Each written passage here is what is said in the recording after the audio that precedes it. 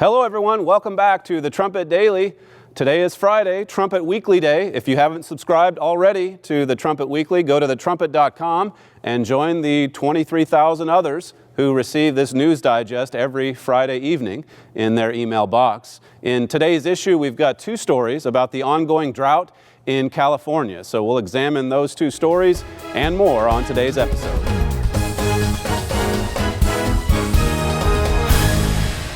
The Philadelphia Church of God presents the Trumpet Daily.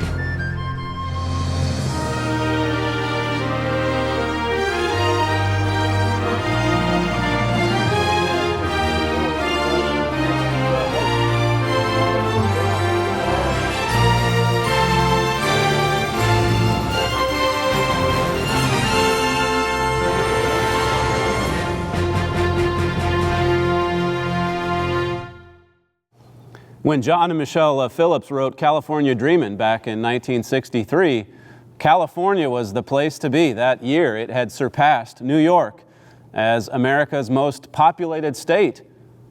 Some 1,600 people per day were flooding into California. Newsweek at the time featured a story in September of 1962 titled "Number One State, California."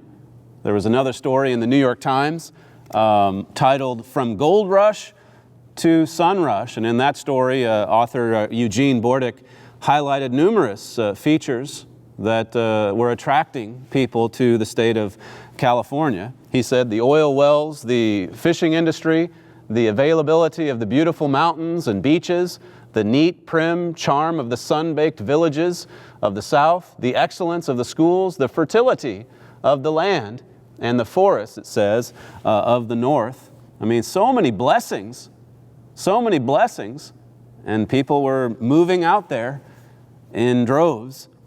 He continues, the realities of California began to become apparent. It was during the 20s boom that, for the first time, something like a normal cross-section of America began to migrate to the state. Carpenters, plumbers, electricians, school teachers, physicians, and intellectuals began to see the state as a place where one could live the good life and get a tan simultaneously. But after all of this fast growth, it didn't take very long for many of these dreams to begin turning into nightmares. Let me just jump forward now a few years to the end of the 1960s. This is a quote from Time magazine, 1969. It says, "Most of the trends that have recently and radically changed California life are familiar in the other America, though many first came to prominence in California." I mean, it started in California. As California goes, so goes the rest of the country.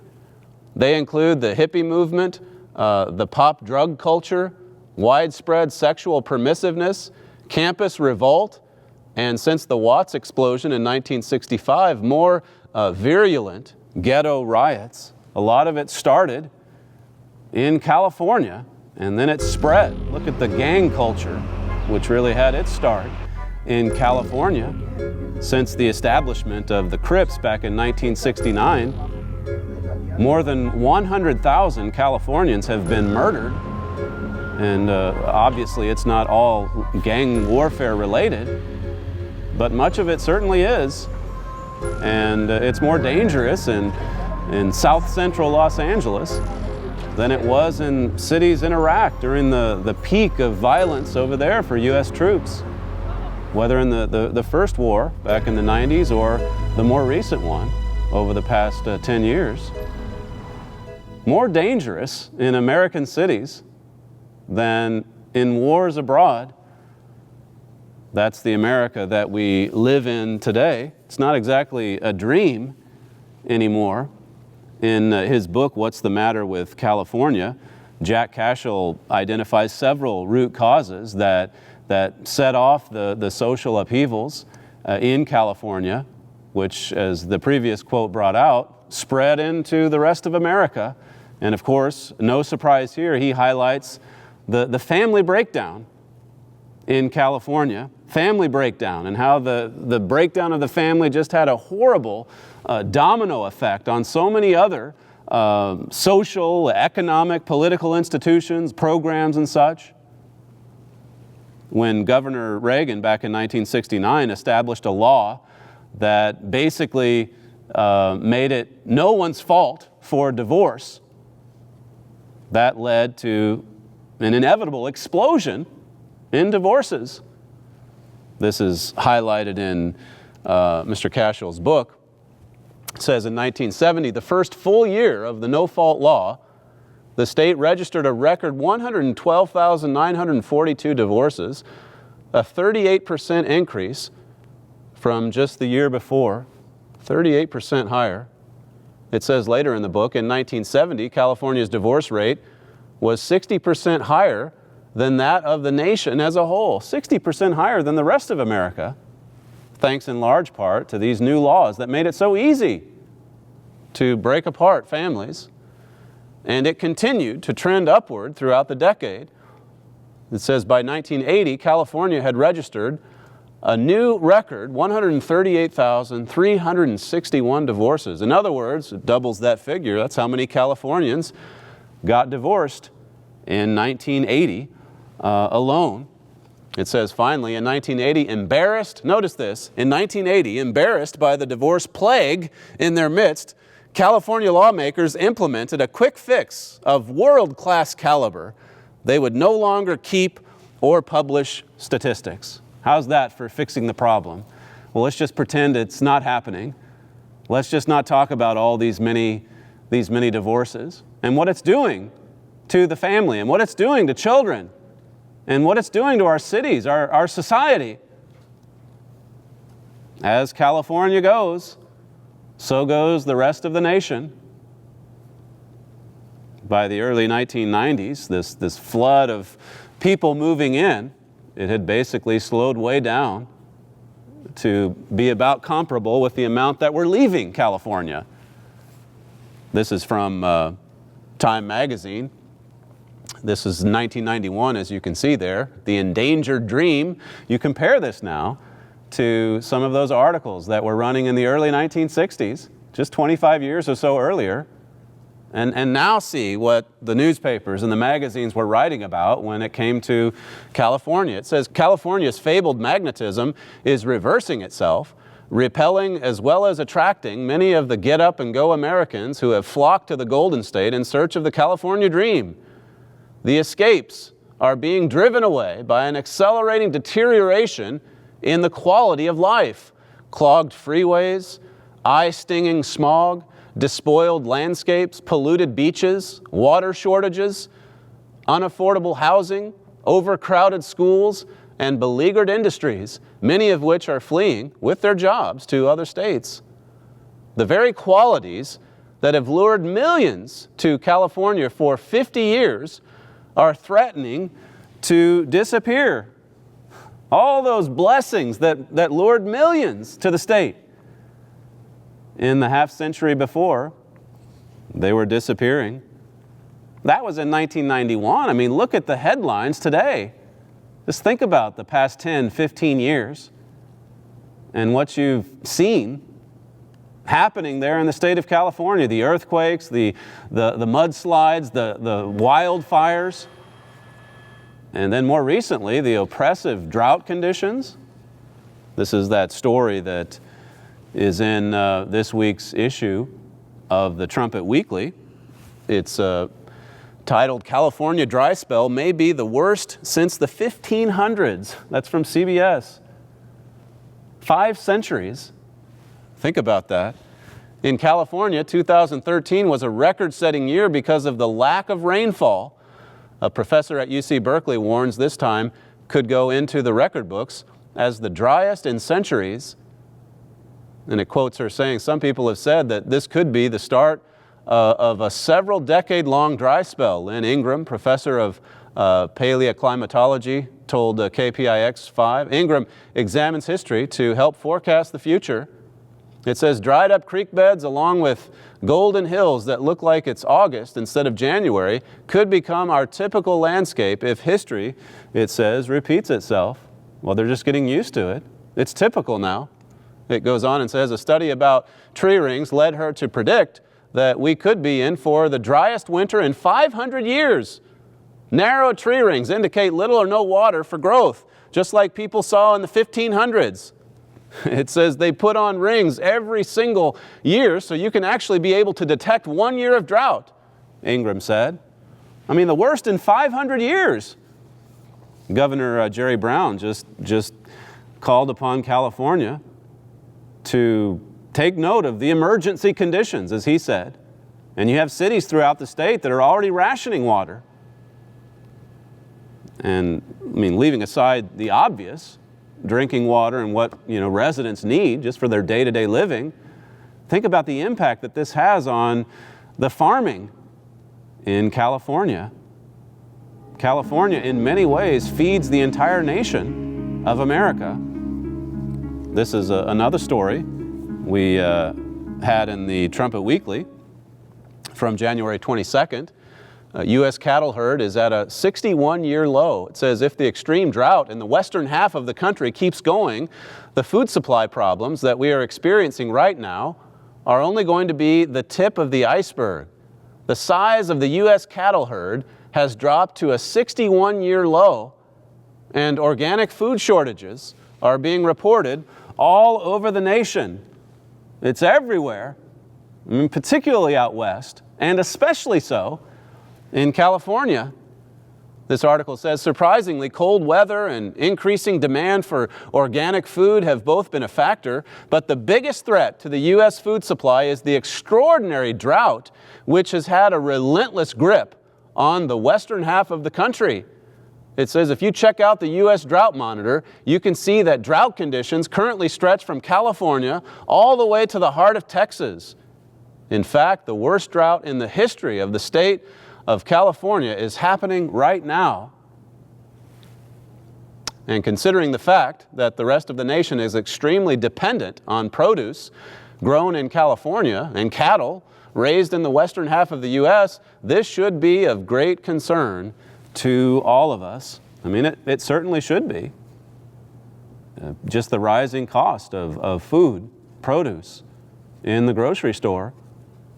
And then every few years, I mean, whether it's Katrina or Sandy or whatever it is that makes people run and clear the shelves, there's emergencies like that happen from time to time that should serve as a wake-up call, because once those shelves empty, then we're going to enter into a state of desperation, the likes of which this nation has never seen.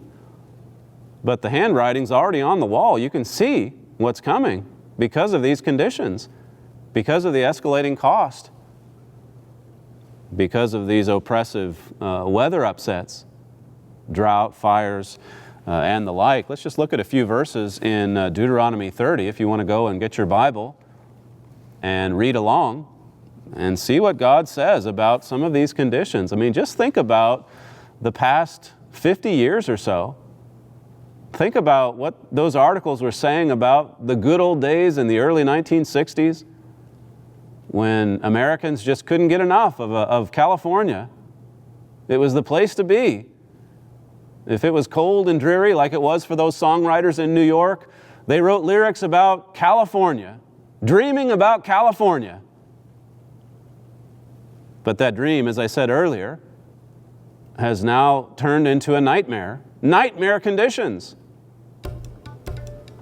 During those wildfires from back in 2007, we actually reprinted a couple of articles that my father wrote for thetrumpet.com about the many curses that were coming upon California. And of course, it's not fashionable today to talk about curses. We just want to think we're always being blessed no matter what we're doing or how we're living.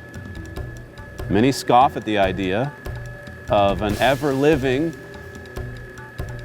God in heaven who would actually intervene in our affairs, intervene in the affairs of mankind, and yes, even send curses, just as sure as he can send blessings.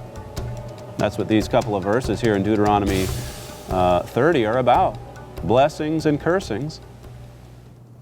And it used to be that America's leaders were more grounded in these concepts than they are today. Notice what Abraham Lincoln said. back in the 1800s, he said, I believe that it is meet and right to recognize and confess the presence of the Almighty Father equally, he says, in our triumphs and in those sorrows which we may justly fear are a punishment inflicted upon us for our presumptuous sins to the needful end of our reformation. You see, he understood that just as God rewards us for obedience to His laws, He also lovingly punishes us when we veer away from His laws, from His truth, from His Bible. How could it be so good in the 1960s, early on, and so bad today? You should think about this. Think this through. Why? Why are we seeing this happen? Why is it spreading across the nation? Deuteronomy 30, and this is verse 19. It says, I call heaven and earth to record this day against you, that I have set before you life and death, blessing and cursing. Therefore choose life, that both you and your seed may live. God says the choice is yours. I mean, He's not going to force us to obey His laws. He made us to be free moral agents. But in a sense, I mean, we are certainly forced to choose, because it's one way or the other. Herbert W. Armstrong used to talk often about the two ways of life, the way of give versus the way of get. And God says, choose life. Choose the way that leads to blessings. Choose the way that leads to prosperity. Abraham chose that way, the great patriarch Abraham, and our peoples have been showered with blessings because of his obedient attitude, because of his obedient lifestyle. And God promised to rain those blessings upon His descendants. And we've experienced that. We've received those blessings. But now those blessings are being taken away, and curses are setting in, as it should be obvious to any objective viewer who just has his eyes halfway open to what's happening in America. The escalating debt, I mean, that's another problem in California. They can't pay their bills. And you think about all of the evils that come out of that state as well, that are sent all over the world in many cases. Verse 20, here in Deuteronomy 30, it says, that you may love the Lord your God, and that you may obey His voice, and that you may cleave unto Him. For He is your life, it says. He is your life, and the length of your days, that you may dwell in the land which the Lord sware unto your fathers, to Abraham, to Isaac, and to Jacob, to give them. See, it's God who's set before us these two ways of life, or there are two ways of life. He gives us the choice to choose His way over the ways of our adversary, the God of this world, the God who's deceived the entire world, as Revelation 12:9 says. And God says, choose the way of blessings. In the New Testament, the Apostle Paul wrote in Galatians that we reap what we sow. That's just a law. We reap what we sow. Cause and effect, Mr. Armstrong used to say. What's the cause of these many curses, of all these problems that we see setting in? In the case of California specifically, you consider the promises that God made to Abraham, which are discussed in this book, The United States and Britain in Prophecy. You consider those promises made some 4,000 years ago to that great patriarch, and you can see why the Golden State, as it's been called, you can see why that state was once the recipient of such a lavish array of fantastic blessings, unbelievable prosperity, and yet the almost unbelievable, shocking facts of the present, well, they certainly make it undeniably obvious that those blessings have now been removed. Make sure that you go to thetrumpet.com and get your free copy of the United States and Britain in prophecy, we'd like to send you this book free of charge. These blessings and cursings chapters of the Bible, they're talked about at great length in this most popular book that Mr. Armstrong ever produced. 6 million copies of it distributed worldwide. And also, remember, as I said at the top, today is the day that the Trumpet Weekly is published. You can subscribe to the Trumpet Weekly at thetrumpet.com. Thank you for joining us today, and we'll see you next time on the Trumpet Daily.